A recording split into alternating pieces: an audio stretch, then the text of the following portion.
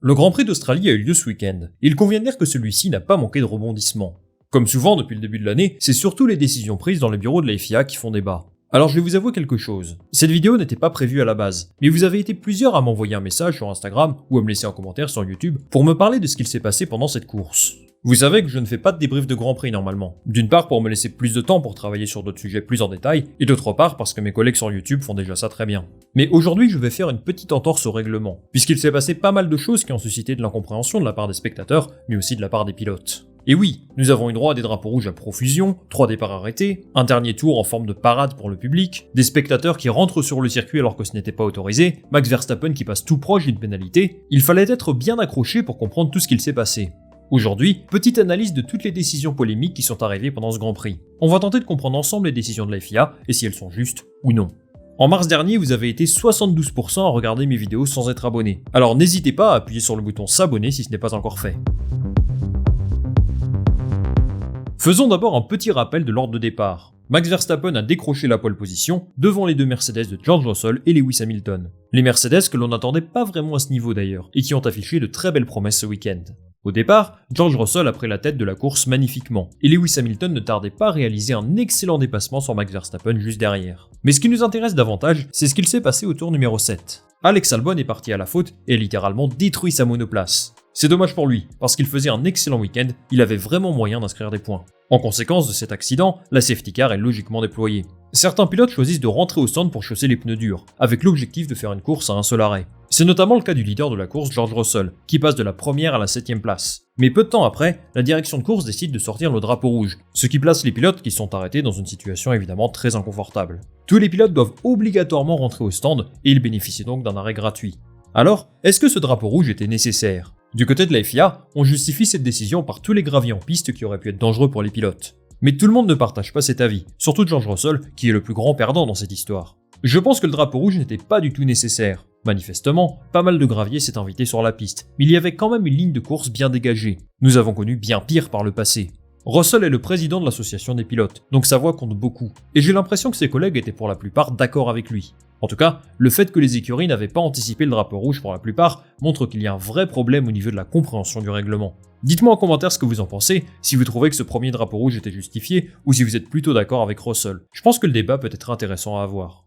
On passe tout de suite au deuxième drama de cette course, à savoir le deuxième drapeau rouge provoqué par Kevin Magnussen à seulement 4 tours de la fin. Magnussen a touché le mur avec sa Haas, et son pneu s'est détaché, ce qui l'a bien sûr amené à abandonner. Son pneu qui traînait sur la piste nécessitait l'intervention des commissaires, ce qui a amené un nouveau drapeau rouge. Cette décision est sans aucun doute la plus controversée. Max Verstappen menait tranquillement la course, il en a même profité pour activer le mode tondeuse à gazon sur sa monoplace tellement il avait d'avance. Hamilton quant à lui était légèrement sous la menace d'Alonso, mais il aurait sans doute conservé sa deuxième place. Derrière, je ne pense pas que Sainz aurait pu aller chercher Alonso, et même chose pour Gasly, il aurait sans doute terminé 5ème. Mais plutôt que d'appeler la safety car, les commissaires ont décidé qu'un drapeau rouge et un retour au stand étaient plus adéquats. Et la plupart des pilotes ont été très surpris par cette décision, Max Verstappen en premier lieu. Je ne pense pas que nous avions besoin de ce deuxième drapeau rouge. Je pense qu'on aurait pu régler ça avec une virtual safety car, ou dans le pire des cas, avec la voiture de sécurité. Mais que nenni, la FIA maintient sa décision, et nous avons eu droit à un troisième drapeau rouge, et donc un troisième départ arrêté pour 2 tours. Mais là, ce fut un vrai massacre. Sainz est venu tamponner Alonso, ce qui l'a relégué à la dernière place. Et surtout, Pierre Gasly et Esteban Ocon ont malheureusement terminé cette course de la pire des manières, en se rentrant dedans assez violemment. Je vais d'abord revenir sur l'accrochage Ocon-Gasly. À mon avis, ça ne sert à rien de chercher qui est le coupable. Gasly aurait peut-être pu faire un peu plus attention à son retour en piste, mais bon, je pense qu'il essaie juste d'éviter toute cette pagaille. C'est surtout très dommage pour Alpine, parce que Gasly faisait une course de patron, il avait vraiment le rythme pour finir 5ème. S'ils réussissent à retrouver ce même rythme sur d'autres circuits, il y aura de vrais motifs de satisfaction pour eux, et surtout, de plus grandes ambitions.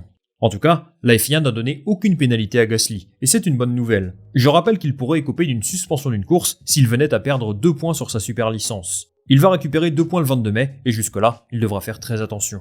Ocon de son côté a critiqué le pilotage de certains de ses collègues lors de ce dernier départ arrêté. Yuki Tsunoda en particulier, qu'il a qualifié de suicidaire. Je pense que sur 2 tours de course comme ça, avec un départ arrêté, c'est inévitable que les pilotes prennent tous les risques. Prenez par exemple Nico Hülkenberg, qui se retrouve 4ème. S'il était resté à cette position, il aurait pu décrocher son premier podium en F1 grâce à la pénalité de Carlos Sainz. Un départ arrêté donne une chance unique aux pilotes de prendre des places qu'ils n'auraient jamais pu gagner en course, et forcément, la conduite est beaucoup plus agressive. D'ailleurs, mention spéciale à Logan Sargeant qui est venu exploser Nick De Vries par derrière. Personne n'en a parlé, il n'a pas reçu de pénalité au moment où je m'enregistre. J'ai l'impression qu'il y a vraiment 2 poids 2 mesures. De son côté, Carlos Sainz a été pénalisé de 5 secondes pour son accrochage avec Alonso. Dans la plupart des situations, la sanction est méritée parce que c'est lui qui commet la faute. Mais au regard de la qualité de sa course, la conséquence est extrêmement dure. Même Fernando Alonso, qui est la victime dans l'histoire, est venu au soutien de son compatriote. Il juge que la sanction est trop sévère, et je suis plutôt d'accord avec lui sur ce point. Sur 2 tours de course aussi intenses, sur un départ, ce genre de contact peut arriver à n'importe qui.